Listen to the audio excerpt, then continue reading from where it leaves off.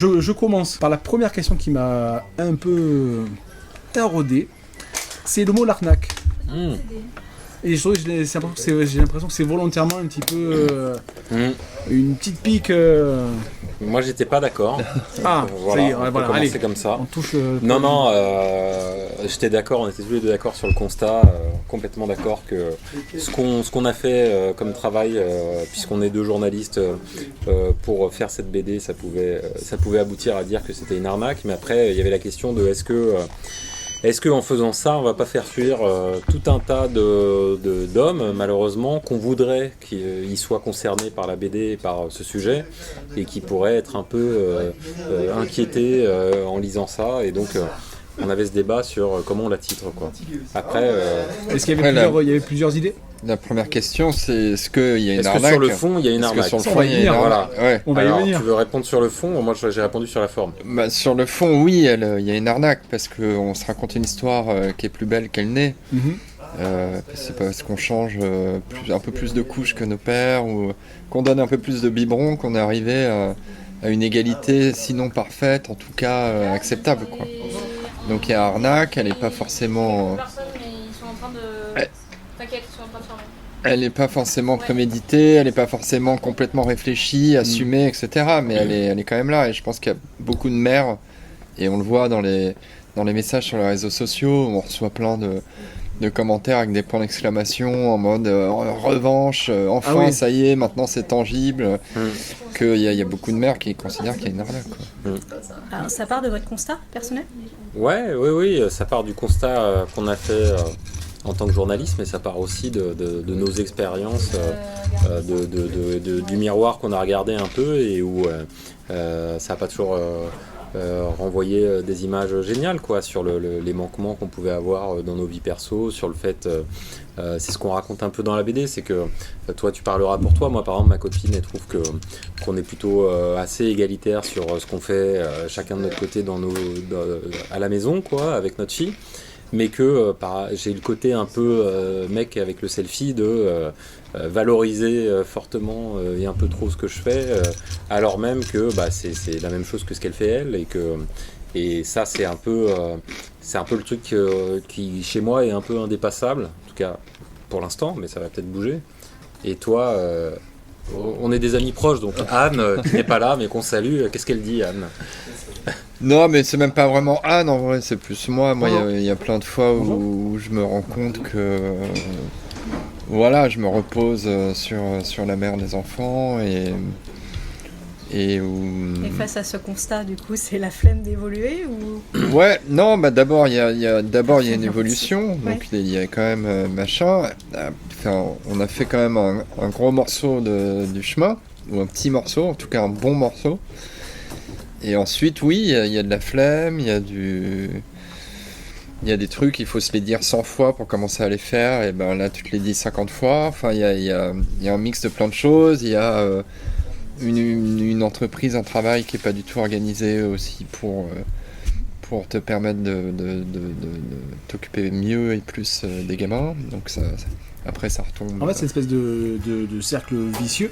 Parce que vous parlez aussi de l'exemple de la Suède, qui est en avance, mais qui est aussi différent dans le mode d'organisation, dans de promotion qu'il y a lié à la paternité, au papa qui s'en occupe. Donc, quel regard on a sur la Suède en tant que...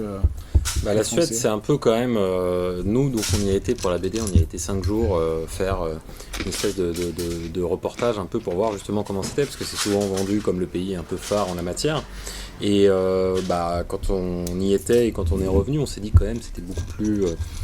c'était très différent et quand même plus avancé en termes d'égalité. C'est pas parfait, mais on voit par exemple sur le congé paternité qu'en moyenne les femmes prennent 8 mois avec l'enfant à la naissance et que les hommes prennent 3 mois. Ces 3 mois, ils sont seuls avec l'enfant une large partie, donc il y a vraiment une période clé où ils se retrouvent seul à seul avec l'enfant. Ça développe énormément la capacité du père, du parent à gérer son enfant. Ça développe du lien avec cet enfant et ça change un peu les choses, quoi. Et puis il y a une société qui est globalement plus tournée vers la famille. Donc ça se discute, mais qui laisse plus de place à la famille et qui qui est plus tourné vers un équilibre, et il y a une norme sociale aussi très forte, ce qui fait que pour un père comme pour une mère, ne pas s'occuper de son enfant et passer tout son temps au travail, c'est très mal vu. Donc ça peut être un peu pesant sur les femmes, mais je pense que ça met un bon coup de fouet au père en la matière. Mais ça c'est important parce que dans le livre, moi, apparaît, est-ce qu'il y a une norme ? Ouais. Est-ce qu'il y a une norme de la famille, de la personne qui s'occupe des enfants est-ce qu'on peut dire qu'il y a une norme ? Je pense pas qu'il y en ait, mais est-ce que c'est... Moi, je sais pas, t'en penses quoi ? Il y a une norme de facto quand même, les choses sont très organisées autour de la famille nucléaire, avec les parents hétérosexuels, etc. En France ? Oui. Ouais. Mais Mais il y a aussi une norme, en fait il y a plusieurs normes un peu concurrentes, parce qu'il y a ça, mais en même temps il y a une norme très forte du travail.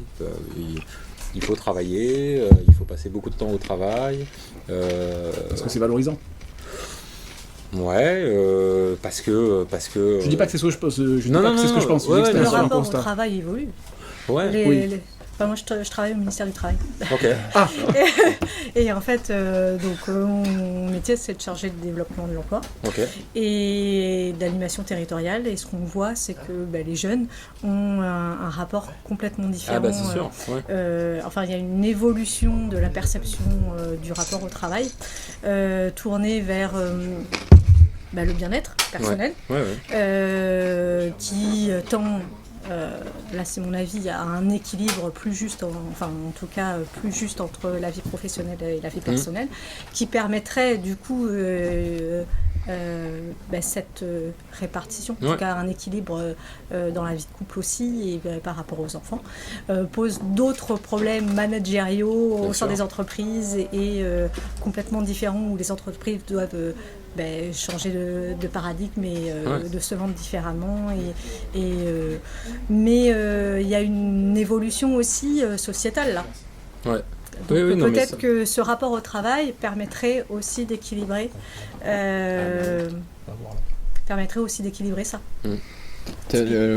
on peut se tutoyer ou pas? Ah oui, bien sûr. Tu es mère, toi ou... Non, j'ai T'as pas pas d'enfant. d'enfant. Donc t'as pas cette problématique-là.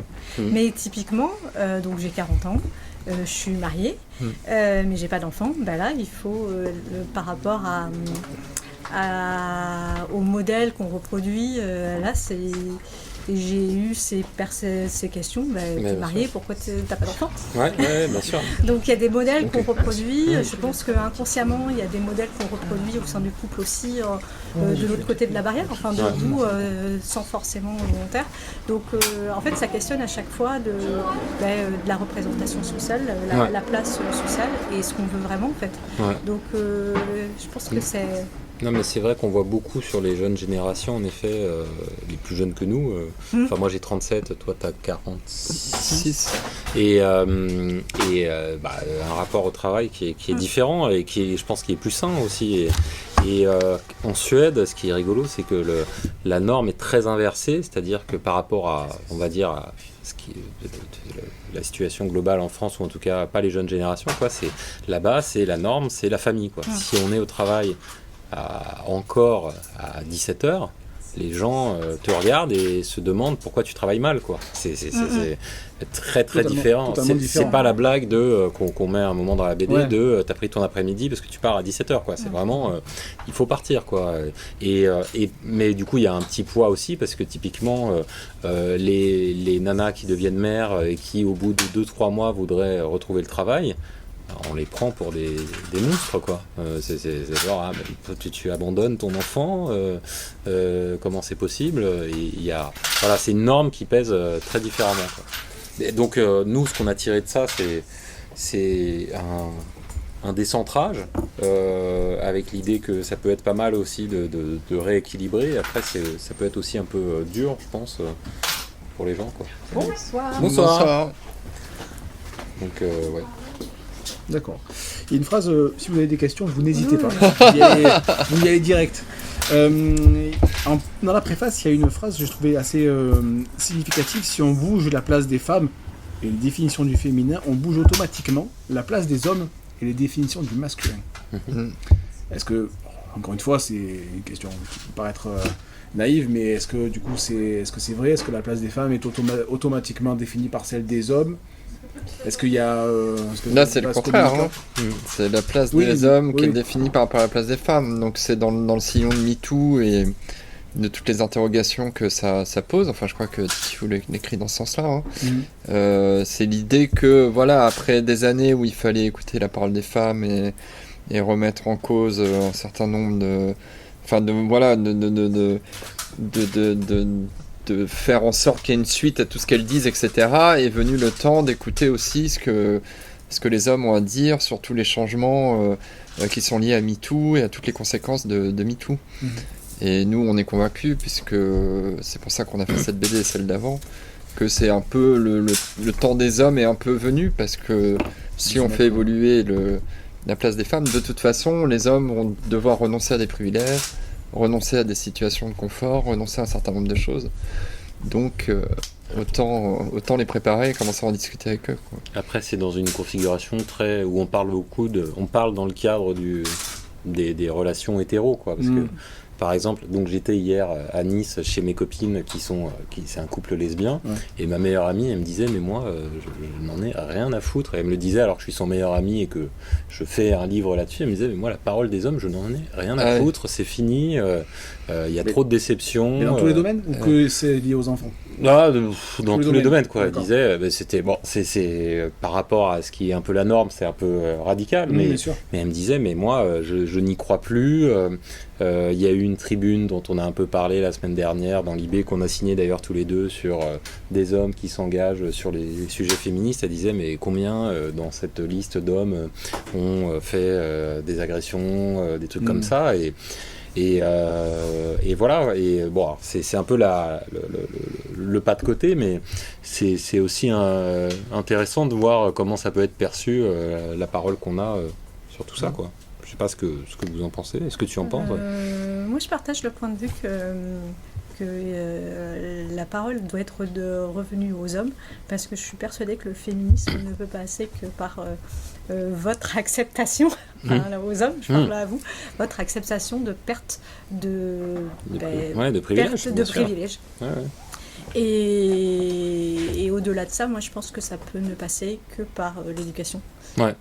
Dès le plus jeune âge, puisque dès la cour d'école, les sociologues ont montré que la prise en main, entre guillemets, de la cour d'école lors de la récréation, je ne sais pas si vous avez vu ces études-là, mais que c'est les petites filles qui regardent les petits garçons jouer au foot, et que la ils place occupent l'espace central. Voilà. Donc on reproduit involontairement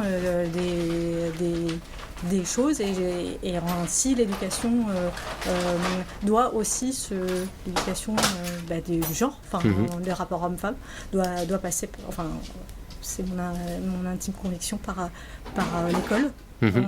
Mais cette question-là est souvent débattue ou pas mis dans le centre des préoccupations, parce que c'est censé être une éducation portée par les parents, en fait. Et c'est pas, la question des rapports hommes-femmes, ça va aussi sur la sexualité, et peut-être que le procès de Mazan, parce que ça fait vraiment beaucoup de bruit, et c'est très bien. La question est peut-être une évolution de la législation sur le consentement, donc peut-être que tout ça, parce que le consentement, c'est une donnée finalement récente, et comment on éduque, comment on l'explique, en fait, comment on l'explique aux plus jeunes. Il y a un travail énorme là-dessus. Il y a un travail énorme. Et on reproduit des choses inconscientes, ou qu'on voit. Je ne sais pas si on en a conscience, je ne sais pas si vous en avez conscience, mais ce que vous avez. Il y a 3 enfants, moi il y a 2 filles et un garçon, moi j'ai une fille. Ce qu'on fait au quotidien. Dans sûr, le rapport à votre épouse, au quotidien, donne des modèles, je sais pas, des modèles de comment on se comporte. Et donc ça passe aussi au quotidien, en fait. Je pense qu'il y a une valeur éducative. Surtout. Voilà, inconsciente en fait. Ouais, Et c'est pour ça sûr. que je pense que c'est très important, mais difficile quand même. J'entends. Et c'est pour ça aussi qu'il y a un passage où vous questionnez vos propres pairs sur l'éducation que vous avez reçue. Il y a ça aussi peut-être. Est-ce qu'on questionne la génération d'avant et est-ce qu'on en tire des leçons avec soi-même en tant que parent. Moi j'ai filles et garçons qui ont 14 et 10 ans. Ouais. Et du coup c'est vrai que j'ai gardé une partie de l'éducation que j'ai reçue, mais il y a une autre que j'ai transformée. Parce que, je suis séparé, donc je peux pas... Et puis l'évolution change, ce que je pense de l'éducation forcément change au fur et à mesure que je prends de l'âge. Donc, mais malgré tout, vous pouvez raconter ce petit passage où vous questionnez vos parents. Je sais que toi Stéphane, t'étais pas très... pas très rassuré. Ouais, aucun des deux en fait, mais ouais, on l'a fait un peu à reculons, mais il fallait qu'on le fasse, et puis on a bien fait de le faire. Mais c'est vrai que... Ouais, par pudeur, essentiellement par pudeur, en ce qui me concerne, oui, et puis je sais que ça faisait chier mon père, il ne le dira jamais, mais il n'aime pas trop se livrer, et donc de questionner, là, t'es vraiment dans l'intime, de qu'est-ce qu'il y a de papa avec ton fils, etc., c'est pas simple, en plus... On peut facilement passer pour des donneurs de leçons parce que nous, justement, on change plus de couches et on donne plus de biberons. Mais après, bon, ce qui est fou quand même, quand on y réfléchit un peu, en tout cas dans ma situation personnelle, c'est à quel point on part quand même de très très loin, quoi. Parce que c'était juste il y a une génération, mais c'était quand même un sacré bordel, quoi. C'est-à-dire que moi, mon père, il revenait le soir, il me faisait un bisou sur le front et puis et c'était terminé, quoi. Le week-end, il n'était pas beaucoup là, il se formait le samedi, le dimanche il jouait au golf. C'est là où ta mère lui dit mais tu t'en profiter pour t'échapper. Et voilà, et donc il y a un petit côté moyenâgeux un peu quand même dans ce truc, quoi. Et c'est là où, c'est ce que disait, on a fait une interview avec une meuf spécialisée dans le congé paternité, et qui nous disait, alors qu'elle est très féministe et tout, elle disait bon, en même temps, voilà, il faut pas trop vous en vouloir parce qu'on part de tellement loin qu'il faut pas... Et il faut pas s'auto-flageller. Faut pas s'auto-flageller trop. Je suis passé là pour des enfants. C'est là où quand tu fais l'interview... Enfin moi j'ai trouvé quand on faisait l'interview de... Moi quand j'ai fait l'interview de mon père, je vais parler pour moi, je me rendais compte aussi à quel point on est tous un peu situés dans notre époque, que mon père il était très caractéristique de... Il est né en 47, du côté autoritaire, je me livre vraiment pas beaucoup, je ramène l'argent et c'est pas moi qui gère le quotidien. Ouais, les rôles sont définis, quoi. Voilà, les rôles sont définis, mais en fait, quelque part, sortir de ce rôle-là, ça coûte à toute époque, donc ça coûte aujourd'hui et ça coûte à cette époque-là. Et lui, il était vraiment là-dedans, et est-ce qu'il faut le blâmer ? Salut ! Bonsoir ! Merci pour ton accueil, à bientôt. C'est vraiment... Et donc, du coup, en fait... à la fois, il y avait un moment où j'avais presque envie de lui en vouloir un peu, puis il y avait un moment où je me disais, bon, en même temps, il est le fruit de son époque, comme moi. Je suis dans une époque où c'est plus facile de... Oui, où tu poses plus de questions et t'as plus de recul peut-être sur ce que tu fais. Oui, mais enfin... Non, mais c'est bon. C'est vraiment aussi le fruit de cette époque où on a plus de possibilités de se questionner, parce qu'il y a plein de femmes qui ont travaillé sur ces questions, que voilà, c'est un mouvement collectif aussi. C'est pas quelqu'un qui est formidable parce que d'un coup il a une révélation féministe tout seul dans son coin, quoi. Et est-ce que du coup, alors on voit vous avez une question ? Vas-y. Je crois que j'ai cru. Du coup, sur la couverture, on voit ce papa qui se prend en selfie et c'est la mère c'est significatif, qui porte tout sur ses épaules. Est-ce que la dimension réseaux sociaux, déjà moi quand je suis né, il n'y en avait pas, est-ce que ça pervertit un petit peu les perceptions qu'on a du rôle ? Est-ce que ça pervertit un peu les relations qu'on a au sein du couple ? Nous, ce qu'on a voulu raconter avec cette couverture, c'était vraiment un truc qui te tenait pas mal à cœur, toi, Stéphane. C'était le côté, justement, la mise en scène de pères qui ne seraient pas au quotidien, au niveau, concrètement, parce qu'ils en feraient vraiment beaucoup moins, mais qui, par contre, auraient cette tendance à se mettre en scène en tant que père et à survaloriser ce qu'ils font et à recevoir beaucoup de bravos et de médailles pour la moindre action. Banale. Ouais, banale. En tout cas, banale pour une mère. Qui n'en ferait pas démonstration et documentaire sur son Instagram. Et là, c'est une tendance que toi, je pense que tu as plus observé que moi, en tout cas dans dans les gens qui t'entourent, et ça se retrouve un peu souvent, ce côté. Il y a beaucoup de femmes qui disent c'est insupportable, il est en train de... Il a fait le repas du dimanche, c'est le seul repas qu'il a fait de la semaine, et il y a toute la famille qui va l'applaudir. On était ensemble, quelqu'un nous a parlé de la paella de quelqu'un, t'étais pas là? Non. Je crois que j'étais tout seul. Alors c'est quoi cette histoire de paella? La paella, c'était génial, savoir. c'est la paella de je sais plus qui, d'un oncle de quelqu'un à qui j'ai parlé. Il m'a dit la paella, tout le monde en parlait, à chaque fois qu'il y avait une réunion de famille, c'était la paella de Jean-Pierre, quoi. Ah, tu te souviens de la paella, c'est ça? Et en fait, c'est sa femme qui faisait tout, et lui à la fin il mettait vaguement les ingrédients dedans, et puis après qu'elle ait tout préparé, il mettait les ingrédients, et puis il arrivait triomphalement avec la grosse plaque, et puis voilà, quoi. Il y a des tâches qui sont plus valorisées, par exemple le repas. Ouais. Le repas des amis et du dimanche. Oui, ce qui est encore plus que le repas de la semaine où tout le monde est crevé et on a moins d'inventivité. Les tâches quotidiennes. Ouais. C'est ça qu'on raconte un peu, c'est justement le fait que s'il y a un investissement qui est un peu croissant des pères aujourd'hui, c'est plus sur ces tâches qui créent du lien, qui créent du sentiment. Mais malgré tout, c'est une avancée. Parce que j'ai l'impression que la BD continuellement, c'est le oui mais. Ouais. En fait, on avance d'un côté, mais de l'autre côté, ça avance aussi. Alors, les hommes avancent un peu lentement, les femmes ont déjà beaucoup d'avance, et elle a l'impression on fait ça, oui, mais elles le font, mais on laisse pas forcément la place, mais les hommes, certains se précipitent pas trop. Et du coup, c'est vraiment le oui mais qu'on interroge, hein. C'est vraiment quel chemin on a parcouru depuis la génération d'avant et quel chemin il nous reste à parcourir pour un monde plus équilibré où personne n'est lésé, quoi. Vous dites, en gros, combien de temps ça va prendre pour changer, parce que c'est une génération pour peu qu'on y arrive, quoi. 300 ans, quoi. Ouais, c'est exactement ça. Et après, d'une génération sur l'autre, on a déjà évolué. Tu parles de tes parents, moi je vois le mien. Pareil, des lieux de ce qu'il a fait et de ce que j'ai fait.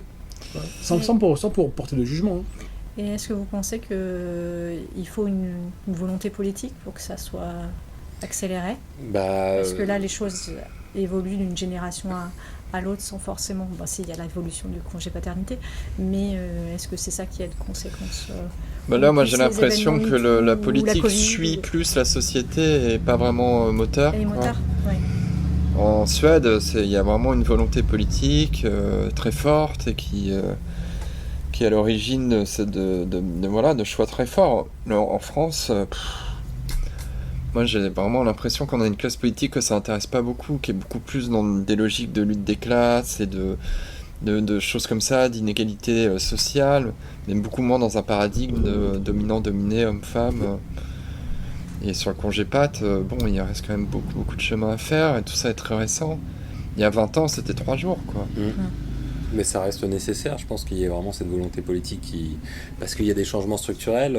Moi je vois pas comment on peut y arriver par exemple avec un congé paternité comme ça en fait. J'étais vraiment pas, je me le disais pas au début de l'enquête, mais là maintenant ça me paraît évident qu'il faut plus de temps pour les pères et qu'il faut qu'ils aient une période où ils sont seuls avec l'enfant, parce que c'est vraiment ça qui fait se rendre compte à quel point c'est un job à plein temps, que c'est pas facile, et puis c'est utile en fait, ça crée du lien, ça crée des savoirs parentaux, et ça c'est le politique qui peut le mettre en acte, mais il faut peut-être une mobilisation de pairs ou de je sais pas qui, mais une mobilisation pour que ce truc là change, mais en tout cas ça passe par la volonté et par la réflexion qu'ont les pairs sur eux, mais aussi par des changements plus structurels dans le monde du travail aussi. Nous on est parti dans la BD un peu en mode tout est la faute des papas, en tout cas moi, et puis en fait on se rend compte que c'est évidemment plus compliqué, plus nuancé, qu'il y a des facteurs structurels qui jouent aussi. C'est pas une manière d'excuser les manquements de chacun, ça peut aussi expliquer certaines choses, quoi. Et d'ailleurs il y a des chercheuses qui le disent bien dans la BD, c'est à un moment comment on peut partir sur comment on peut avancer à la même vitesse quand il y en a un qui en gros au bout de 28 jours doit repartir, et puis l'autre qui passe beaucoup plus de temps. C'est normal qu'il y en ait un qui sache beaucoup mieux faire à la fin, quoi. Et encore les 28 jours si je dis pas de bêtises, ils peuvent être fractionnés. Ouais. Il y a les premiers jours qui sont pris obligatoirement, mais après ils peuvent être pris quand on veut et fractionnés. Ouais. Donc, dans une vie professionnelle antérieure, je travaillais au sein d'un lycée et je m'occupais de la partie RH. Et en fait, je constatais que les nouveaux pères choisissaient de prendre... parce qu'ils ont la possibilité de choisir quand ils veulent cette période, 2 mois ou 3 mois après. Ouais, bien sûr. Quand, même si les bouleversements hormonaux et de fatigue sont toujours là 3 mois après. Ouais, mais après, est-ce que c'est rendre obligatoire? Je sais pas, la période... Moi, je me dis que peut-être, hein, franchement. Ouais, je pense, franchement, oui. Je sais que fractionner, fractionner, c'était une volonté du monde de l'entreprise, pour que ça soit mieux accepté. Oui, bien sûr. Mais en fait, et même, c'est quelque chose qui servira forcément aux femmes, c'est que si à un moment, le père présente le même risque, je sais pas comment dire ça, d'employabilité, c'est-à-dire que on se dit, à l'égal de la mère, il risque d'être pas là pendant un temps, de nous claquer entre les doigts parce qu'il va devenir papa et que donc il aura le même temps de congé que la mère au moment de la naissance, il n'y aura pas de discrimination à l'embauche, ou en tout cas, il y en aura toujours, mais moins visant les femmes, parce que on se dira pas, cette femme par rapport à cet homme, elle est plus dangereuse par rapport à la vie de l'entreprise. Elle est plus dans l'âge où elle peut avoir un enfant. Quoi. Et ça aussi, ça changerait des choses. Et ça, c'est dans l'intérêt des mères, et puis après, par ailleurs, dans l'intérêt des pères, pour qu'ils aient un rapport un peu plus poussé, quoi. Ouais. Du coup, peut-être que l'obligation permettrait justement de pallier à ça, de dire, en fait, quand tu l'enfant est né, tu prends tes jours quoi qu'il arrive. Et c'est peut-être ça aussi, tu disais, de responsabiliser le père, en disant, mais non, tu te débrouilles, quoi. Et, tu es là. Et tu vois ce que c'est. Alors, se confier. Moi, j'ai pris 3 ans de congé parental à mi-temps. Ok. Quand mon garçon, que j'ai en deuxième, est né, parce que j'en avais marre du boulot, j'étais pas ici, mais j'en avais marre du boulot, et en fait, je me suis dit, je peux le faire, en termes de salaire, on perdait rien. Et du coup, j'ai passé 3 ans où je travaillais un jour et l'autre je m'occupais. Et pourquoi tu perdais rien en termes de salaire? Parce que ma compagne était à temps partiel. Et moi, j'étais à temps plein. Et donc, elle passait en full... Et du coup, elle, en fait, je crois que si on était tous les deux à mi-temps, on avait le maximum des aides. Donc en fait, financièrement, si on perdait rien. D'accord. Donc on s'est dit, autant le faire, tu vois. Génial. Donc, mais parce qu'on avait des petits salaires et elle était à temps partiel. Mais du coup, pendant 3 ans, c'est ce que c'est de se retrouver à la maison à 8h30 quand la grande est à l'école. Le petit, il y a des couches à changer, il y a des biberons à faire, il y a une machine à faire tourner.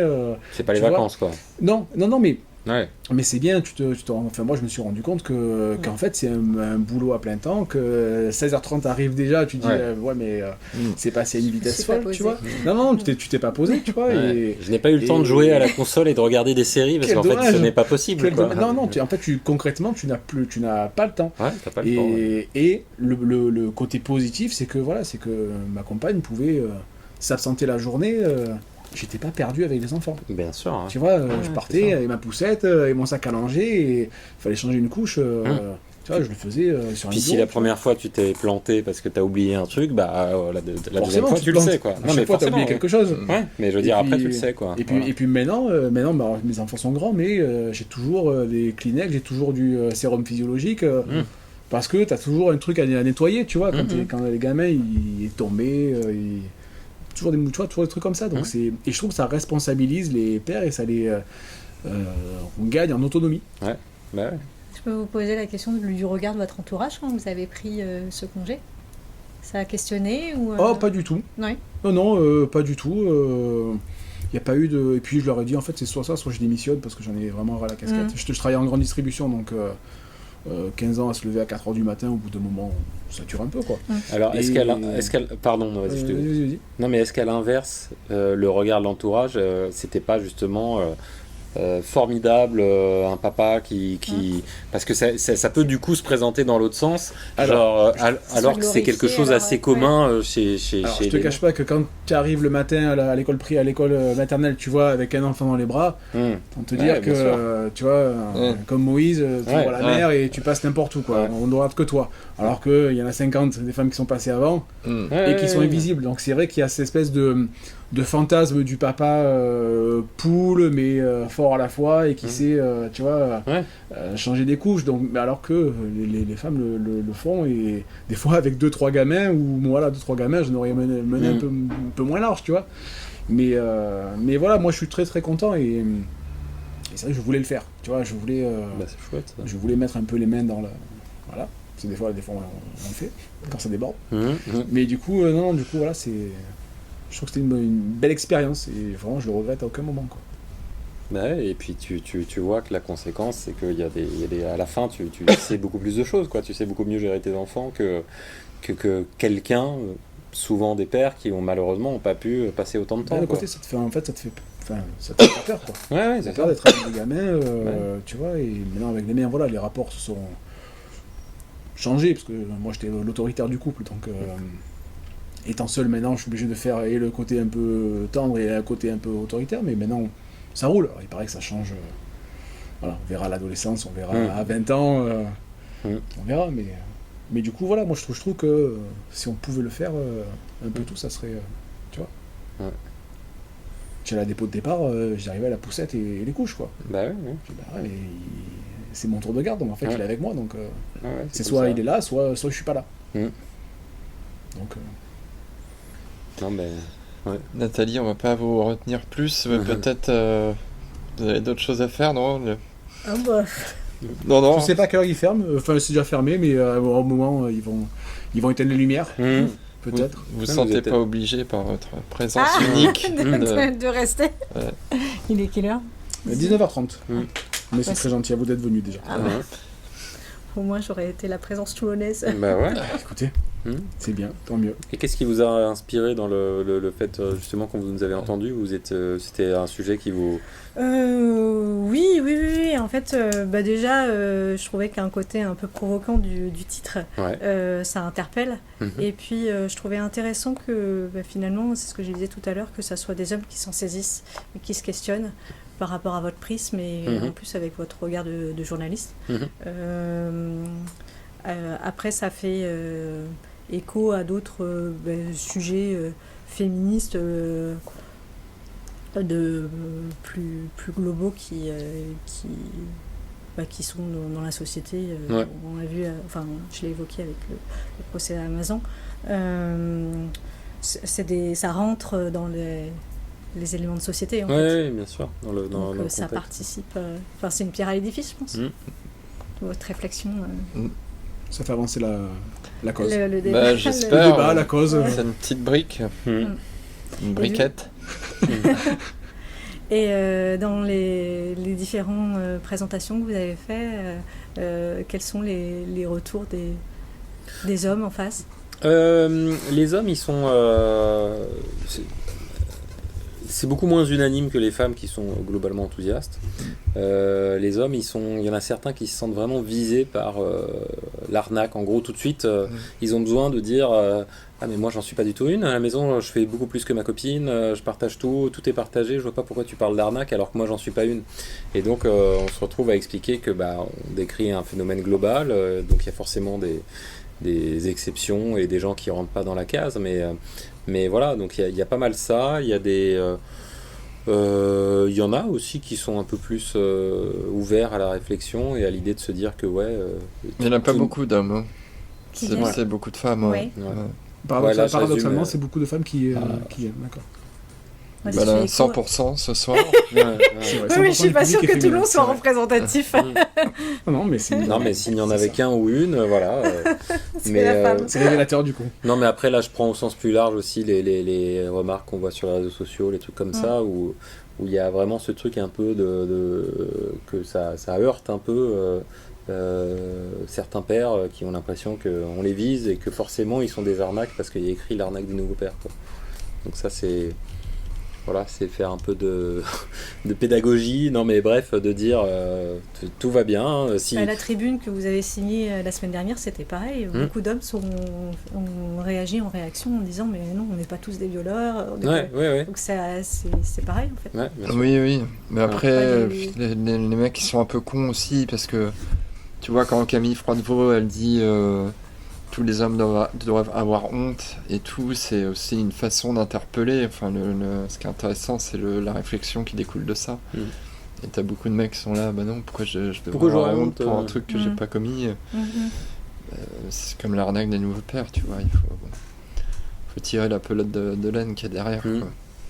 Et le titre est un peu plus, comment tu disais, provocateur peut-être, mais la BD est plus nuancée aussi, elle est plus complexe. C'est pas du tout à charge contre les hommes, pas du tout contre les pères, non, pas du tout. Bah, peut-être un peu quand même, mais je sais pas comment dire, non mais moi je Tu vas le vexer. Non, mais j'ai presque envie de dire que ça peut l'être un petit peu, mais après, le but c'est de montrer qu'il y a plein de facteurs qui rentrent en compte et que c'est plus complexe que ça. Quoi. Mais à un moment, c'est à charge contre les femmes qui ne laissent pas forcément la place aux hommes, c'est à charge contre les hommes qui se précipitent pas non plus pour faire la vaisselle quand il y a 30 assiettes à laver, tu vois, donc pour l'avoir vécu ça aussi. C'est pour ça que j'étais content d'animer de vous rencontrer, c'était qu'il y a des moments qui me parlent. Ah bah ouais. Quand ta femme elle t'appelle pour te dire t'es sûr que tu l'as pas bien couverte. Oui, mais c'est pas que tu m'apprends rien. Oui, non, mais bien sûr, mais c'est exactement la même chose. Téléphone, oui, j'ai mis sa veste, oui, elle a un bonnet, oui, machin, alors qu'elle avait pas, et au moins. Je dis oui. Bon, oui, elle avait pas. Mais... Non, mais je veux dire, c'est. Non, bien sûr. À l'inverse, un homme ne va pas dire à une femme, est-ce que c'est couvert, est-ce que t'as fait ci, est-ce que t'as fait ça. Mais c'est vrai que pour l'avoir touché du doigt, c'est vrai qu'il y a souvent cette pression de la part des femmes, et c'est pas du tout. Macho ou quoi que ce soit, pas du tout, mais c'est entre guillemets, je suis la mère donc je sais mieux que toi qui n'est que le père. Et alors que si d'emblée je te dis, tu me mets le gamin dans les mains et tu t'en vas parce que je reviens à 18h, il se passera rien, moi ça permet de se former, quoi. Ça s'explique aussi, je pense, c'est ce qu'on essaie de raconter, mais encore une fois je sais pas dans quelle mesure on l'a parfaitement raconté ce chapitre, mais tout ça s'explique aussi par les injonctions qui pèsent sur les mères, avec le fait qu'elles soient rendues responsables de la bonne santé du foyer, la bonne santé des enfants, et donc forcément si elles voient qu'il y a un problème avec l'enfant qui est sur le point d'apparaître, elles se disent ça va me retomber sur la figure à un moment parce que on dira que c'est moi qui ai fait n'importe quoi. Et donc je pense qu'il y a cette et c'est pareil même sur la maison, quoi. Il y a cette pression un peu où si je sais pas, des invités débarquent et que la maison est en bazar, on va d'abord regarder la nana structurellement pour dire dis donc tu t'aimes ta maison, quoi. Ouais, voilà. Et je pense que ça crée aussi une espèce de conscientisation plus forte chez les femmes de ce sujet-là, qui fait qu'en retour, quand en plus elles ont des mecs qui sont un peu défaillants, elles préfèrent dire écoute, laisse, je m'en occupe, puisque tu as l'air de t'en foutre, quoi. Ça sera mal fait, ou ça sera mal fait, ou tu feras semblant de bien faire mais tu le feras pas. Donc ou s'il y a quelqu'un tu le fais et quand il y a personne tu le fais plus. Ouais, voilà. Ouais. Non, c'est pour ça que c'est tout le temps un oui mais. Personne n'est fautif, personne n'est franchement n'est vraiment tout blanc, donc c'est à chaque fois c'est pour ça que c'est pas à charge ni contre l'un ni contre l'autre. Il y a toujours des arguments qui défendent et qui accusent l'un l'autre à tour de rôle. Ça c'est bien. Et d'un point de vue éditorial, c'est un sujet que vous avez proposé à Glénat ou c'est quelque chose qu'on vous a demandé Ah non, on a proposé, ouais. On avait fait une première BD sur la contraception masculine. Et bonsoir. Et nous, on est revenu avec un nouveau projet qu'on a proposé à plusieurs maisons d'édition, et c'est Glénat qui a pris. Et c'était le sujet qu'on avait envie de traiter tous les deux, quoi.